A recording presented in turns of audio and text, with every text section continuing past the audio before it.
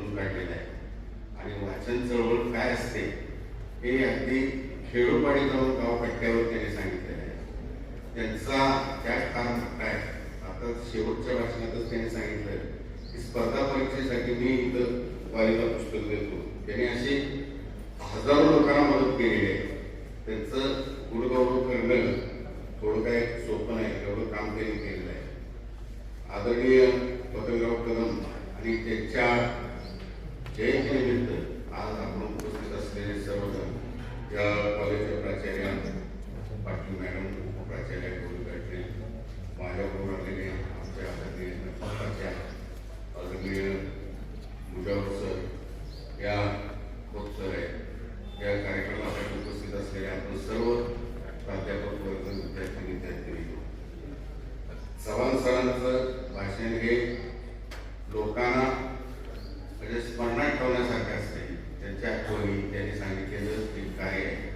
आणि पतंगराव कदमांचं जीवन अत्यंत जवळून बघणारा कोण असेल तर सुनील चव्हाण हा एक माणूस आहे की त्यांना अगदी पतंगराव कदमांना 30-35 वर्ष स्वतःचं आयुष्य वाहून घेऊन त्यांच्याशी एकनिष्ठेनं काम केलेलं आहे. आणि त्यांच्याकडून आपण ऐकलं म्हणजे फारच मोठं भाग्य आहे आपल्या सर्वांचं. चव्हाण सर सहजासहजी उपलब्ध होत नाही, कारण ते महाराष्ट्रात सर्व ठिकाणी करत असतात. लोकांना दिसताना व्यक्ती छोटी दिसते, पण ती लहान व्यक्ती असली तर ती महान व्यक्ती आहे. आणि त्यांचं व्याख्यान आपल्याला ऐकायला मिळालं त्याबद्दल तुम्हाला धन्यवाद देतो. रामानंदनगर कॉलेज दरवर्षी चव्हाण सर एक ब्लड डोनेशनचा कॅम्प येते, म्हणजे कदम साहेबांच्या जयंती आणि जयंतीचं व्याख्यानही करते.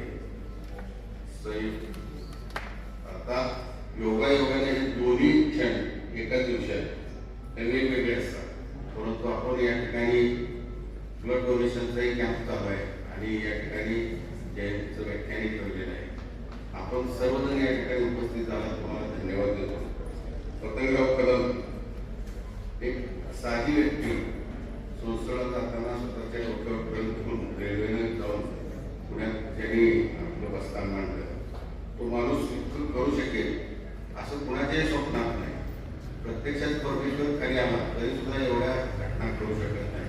म्हणजे शून्यातून विश्व कसं निर्माण करायचं असतं हे ते पतंगराव कदमांच्या कर्तृत्वातून दिसलेलं आहे.